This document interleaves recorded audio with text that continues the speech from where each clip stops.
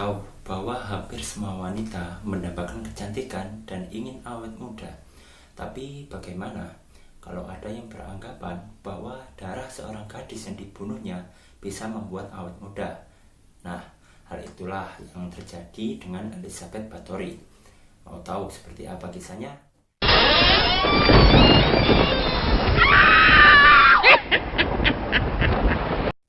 Elizabeth Bathory lahir di Nyírbátor, Kerajaan Hungaria pada 7 Agustus 1560. Elizabeth juga memiliki 2 orang saudara laki-laki serta 2 orang saudara perempuan. Elizabeth yang menghabiskan masa kecilnya di Kastil Exit cenderung tergolong anak yang manja, pemarah, dan sering melakukan kekerasan. Namun, dia tak pernah mendapat hukuman atas perilakunya tersebut. Dia juga dikenal tomboy dan menuntut untuk diperlakukan sama dengan para pengawal kastil laki-laki dan para kerabat laki-lakinya. Pada umur 4-5 tahun, Elizabeth mengalami migrain yang parah dan sering kejang-kejang karena epilepsi. Pada zaman itu, para penderita epilepsi diobati dengan cara mengoleskan darah orang yang non-epilepsi ke bibir penderita epilepsi tersebut, atau mencampur terlebih dahulu darah orang non-epilepsi tersebut dengan tengkorak mayat, baru dioleskan ke bibir penderita epilepsi tersebut. Lahir sebagai kaum bangsawan tentunya membuat Elizabeth hidup bergelimang harta, pendidikan yang tinggi, serta status sosial yang luar biasa tentunya. Nah, ketika Elizabeth berumur 13 tahun dan akan menjalani pernikahannya, tiba-tiba Elizabeth melahirkan seorang bayi perempuan yang diduga hasil hubungan gelapnya dengan anak seorang petani. Namun pada akhirnya bayi tersebut diberikan kepada seorang wanita yang memang sudah dikenal oleh keluarga Bathory. Ferenc yang merupakan calon suami Elizabeth tentunya marah besar. Dia memerintahkan pengawalnya untuk mencari anak petani tersebut, lalu mengkebiri dan memberikannya kepada anjing. Tahu kan friend, mengkebiri? Nah, pada zaman dahulu itu, mengkebiri itu memotong buah zakar laki-laki. Lalu buah zakar itu diberikan kepada anjing untuk jadi makanan. Pada tanggal 8 Mei 1575, Elizabeth dan Ferenc akhirnya menikah. Setelah menikah, Elizabeth pindah ke Kastil Častís, kastil pemberian Ferenc sebagai hadiah pernikahan. Ferenc merupakan prajurit yang ambisius dan sering menghabiskan waktunya di luar kastil. Jadi selama 10 tahun pertama, Elizabeth tidak bisa mempunyai anak karena sering ditinggal Ferenc pergi berperang. Hal tersebut yang membuat Elizabeth harus menghabiskan masa-masa awal pernikahannya sendirian. Namun pada tahun 1585, Elizabeth akhirnya melahirkan putri pertamanya. Pada tahun 1590, putri keduanya lahir. Pada tahun 1594, putri ketiganya lahir. Dan pada tahun 1598, putra satu-satunya lahir. Ketika masih kecil, Elizabeth sering melihat kekejaman yang dilakukan para pengawal terhadap para petani yang tinggal di sekitaran kastil. Misal, pada saat ada seorang pencuri tertangkap, maka pengawal akan membelah perut kuda, lalu memasukkan pencuri tersebut ke perut kuda. Jadi friend, perut kuda itu dibelah, lalu pencuri itu diikat tangan dan kakinya, lalu dimasukkan ke dalam perut kuda tersebut dan dijahit kembali. Lalu dibiarkan begitu saja sampai kuda dan pencurinya sekarat hingga mati.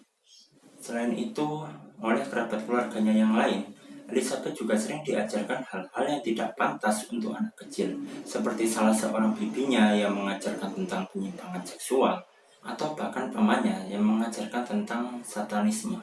Dua hal inilah yang diduga menjadi pondasi Elizabeth melakukan kejahatan. Kemungkinan lain karena penyakit epilepsi yang dideritanya sejak kecil. Elizabeth sering melakukan pembunuhan dalam upaya untuk menyembuhkan penyakitnya tersebut. Hingga pada suatu waktu, ada seorang pelayan yang sedang menyisir rambut Elizabeth terlalu keras.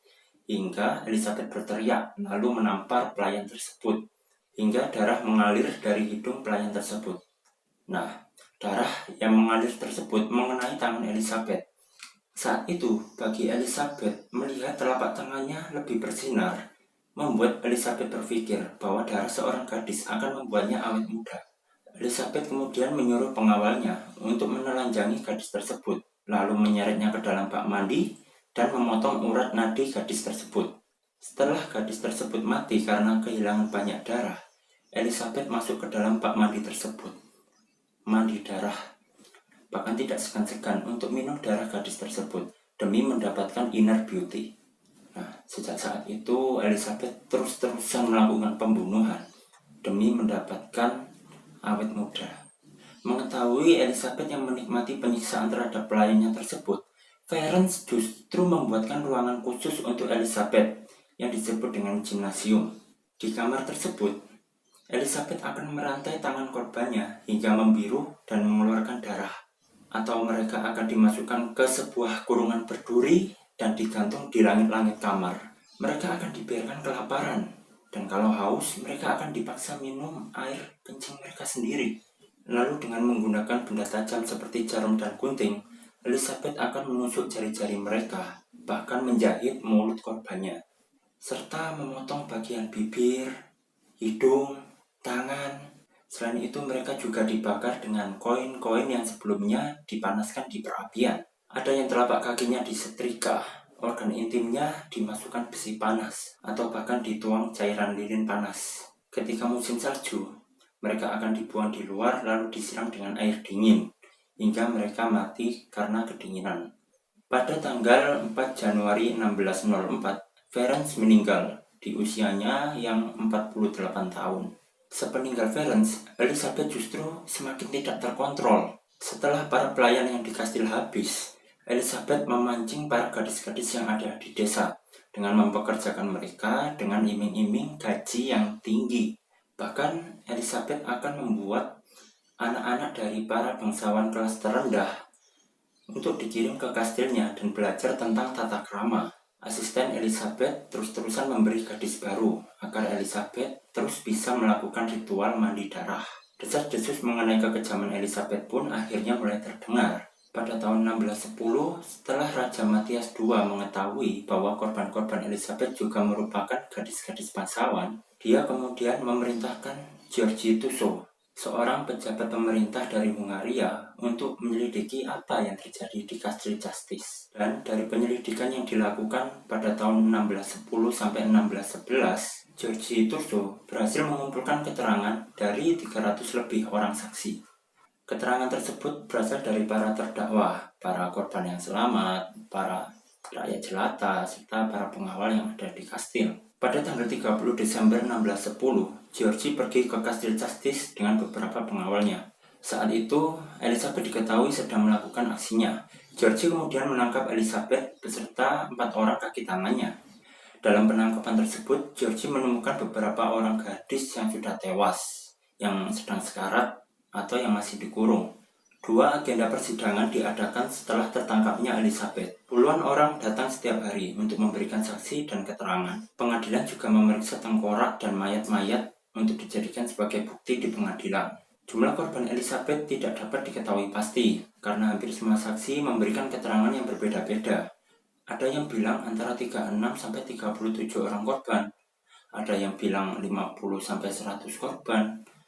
Ada yang bilang 100 sampai 200 orang korban. Seorang pelayan yang berbicara di persidangan mengetahui berapa jumlah korban Elizabeth dari catatan tangan yang ditulis sendiri oleh Elizabeth, yaitu 650 orang korban. Tapi hal itu tidak dapat dibuktikan. Oleh karena itu, pengadilan menetapkan secara resmi bahwa korban Elizabeth adalah 80 orang. Pengadilan memutuskan Elizabeth dan 4 orang kaki tangannya dinyatakan bersalah. 3 orang pelayannya dieksekusi dan 1 orang menjalani hukuman seumur hidup. Elizabeth sendiri dipenjara di Kastil Justice dan ditempatkan di sel khusus yang dijaga oleh seorang pengawal, dan hanya ada 1 lubang untuk ventilasi dan keluar masuknya makanan. Pada 21 Agustus 1614, Elizabeth mengeluh pada pengawalnya bahwa dia merasa kedinginan. Namun pengawal tersebut hanya menyuruh Elizabeth untuk pergi tidur. Keesokan harinya, Elizabeth ditemukan meninggal. Elizabeth dimakamkan di Gereja Justice pada 25 November 1614. Namun dimakamkannya Elizabeth di tempat pemakaman penduduk setempat membuat ricuh. Akhirnya Elizabeth pun dimakamkan di pemakaman keluarga Bathory. Nah, friend, itulah tadi kisah Elizabeth Bathory. Terima kasih kalian udah klik video ini. Dan jangan lupa untuk like, comment, and subscribe. Thank you.